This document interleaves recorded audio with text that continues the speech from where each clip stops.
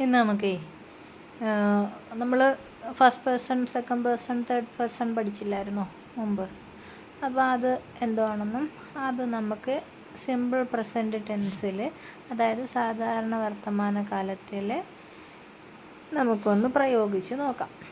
ആദ്യം ഫസ്റ്റ് പേഴ്സണിൽ വരുന്നത് I, V, ഞാനും ഞങ്ങളും. അതിൽ ഐ എന്ന് പറയുന്നത് ഫസ്റ്റ് പേഴ്സണിൽ സിംഗുലറാണ്, ഏകവചനമാണ്. ഫസ്റ്റ് പേഴ്സൺ എന്ന് പറഞ്ഞാൽ സംസാരിക്കുന്നവർ. അപ്പം ഞാനല്ലെങ്കിൽ ഞങ്ങൾ, നമ്മളെന്ന് പറയത്തില്ലേ, അവർ. അപ്പം അതിൽ ഫസ്റ്റ് പേഴ്സൺ ഐയും, ഫസ്റ്റ് പേഴ്സൺ സിംഗുലറായിട്ട് ഏകവചനമായിട്ട് വരുന്ന ഐ, ഞാനെന്ന് പറയുമ്പോൾ ഒന്നേ ഉള്ളൂ. വി എന്ന് പറയുമ്പം ഞങ്ങൾ, അത് ഒന്നിലധികം പേരുണ്ട്. അപ്പോൾ അത് ഫസ്റ്റ് പേഴ്സൺ പ്ലൂറൽ. അപ്പോൾ ഫസ്റ്റ് പേഴ്സൺ സിംഗുലർ വരുന്നത് ഐയും, ഫസ്റ്റ് പേഴ്സൺ പ്ലൂറൽ വരുന്നത് വിയും. അത് വെച്ച് നമുക്കൊന്ന് പറയാം, ഐ ഹിയർ, ഞാൻ കേൾക്കുന്നു. ഇപ്പോൾ സിമ്പിൾ പ്രസൻറ്റ് ടെൻസിലുള്ള ഒരു സെൻറ്റൻസാണ് ഐ ഹിയർ, ഞാൻ കേൾക്കുന്നു, ഇപ്പോൾ കേൾക്കുന്നു. അത് അടുത്ത് നമുക്ക് വി വെച്ച് പറയുമ്പോൾ വി ഹിയർ, ഞങ്ങൾ കേൾക്കുന്നു. അടുത്തത് സെക്കൻഡ് പേഴ്സൺ സിംഗുലർ വരുന്നത് യു, നീ അല്ലെങ്കിൽ നിങ്ങൾ വരും. നീ എന്ന് പറയുമ്പോൾ ഏകവചനമേ ഉള്ളൂ, നിങ്ങളെന്ന് പറയുമ്പോൾ ബഹുവചനം, ഒന്നിലധികം പേരെ നിങ്ങൾ. യു പറയുമ്പോൾ നീ. പിന്നെ നിങ്ങൾ നമ്മൾ പറയും, മലയാളത്തിൽ ബഹുമാനപൂർവ്വം നിങ്ങളെന്ന് പറയും, താങ്കളെന്നൊക്കെ പറയാം. ആ നിങ്ങളല്ല, ഇവിടെ നിങ്ങൾ ഒന്നിലധികം പേര്, നീനെ ബഹുവചനമായിട്ട് പറയുന്നത്. അപ്പം അത് നോക്ക്, യു ഹിയർ, നീ കേൾക്കുന്നു, അതും യു എന്ന് തന്നെയാണ് പറയുന്നത്, നിങ്ങൾക്കും യു എന്ന് തന്നെയാണ് പറയുന്നത്. അപ്പം അതുകൊണ്ട് അതും യു ഹിയർ, നിങ്ങൾ കേൾക്കുന്നു.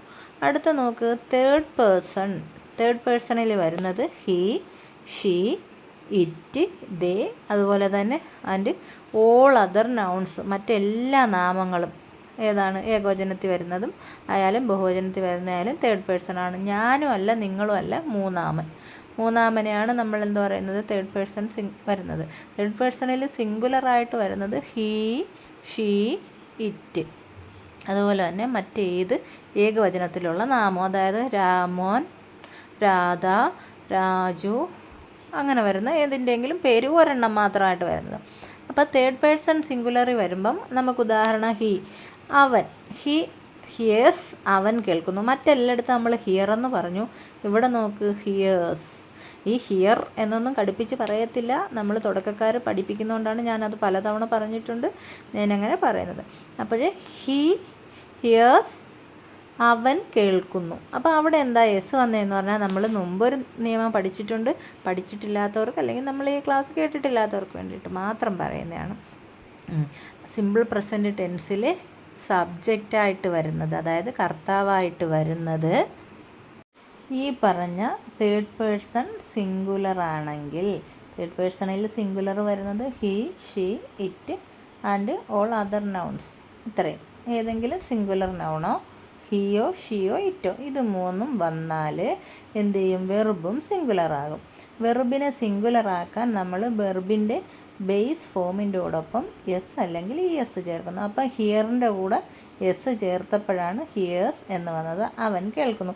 ഇത് എപ്പോഴും എല്ലാവർക്കും എന്നല്ല, ഒരു സാമാന്യം തുടക്കക്കാർക്കൊക്കെ തെറ്റുന്നൊരു കാര്യമാണ് ഈ വെർബിൻ്റെ സിംഗുലർ ഫോം വരുന്നത്, അതെവിടെ ഉപയോഗിക്കുന്നു എന്നുള്ള കാര്യം. അപ്പോൾ സിമ്പിൾ പ്രസൻറ്റ് ടെൻസിൽ മാത്രമാണ് ഈ ഹിയേഴ്സ് അല്ലെങ്കിൽ വെർബിൻ്റെ സിംഗുലർ ഉപയോഗിക്കുന്നത്. അത് പ്രത്യേകം നോക്കിക്കോണം. തേർഡ് പേഴ്സണിൽ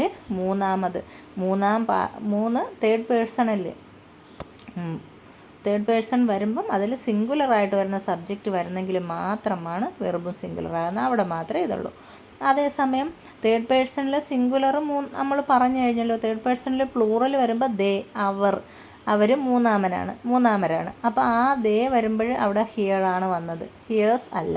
അപ്പോൾ ഈ നിയമം വ്യത്യാസം വരുന്ന ഇവിടെ മാത്രമേ ഉള്ളൂ, തേർഡ് പേഴ്സൺ സിംഗുലറായിട്ട് സബ്ജക്റ്റ് വരുമ്പോൾ മാത്രമേ ഉള്ളൂ. അപ്പം നമ്മൾ ഫസ്റ്റ് പേഴ്സൺ പറഞ്ഞു, സെക്കൻഡ് പേഴ്സൺ പറഞ്ഞു, തേർഡ് പേഴ്സൺ പറഞ്ഞു, സിമ്പിൾ പ്രസൻറ്റ് ടെൻസും പറഞ്ഞു.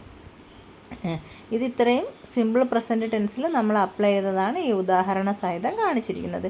ഇനി നമുക്കിതുപോലെ ഓരോ ടെൻസും പഠിക്കാം. ഇനി നമ്മൾ പഠിക്കുമ്പം സിമ്പിൾ പ്രസൻറ്റ് ടെൻസിൻ്റെ പൂർണ്ണമായിട്ടുള്ളൊരു വീഡിയോ ഞാൻ ഉടനെ തന്നെ ചെയ്തുതരാം. അതിൽ നമ്മൾ പിന്നെ വേറൊന്നും നോക്കണം, സിമ്പിൾ പ്രസൻറ്റ് ടെൻസിനെ കുറിക്കുന്ന മുഴുവൻ കാര്യങ്ങളും അതിലുണ്ടാകും. ഇതിപ്പോൾ മനസ്സിലായല്ലോ.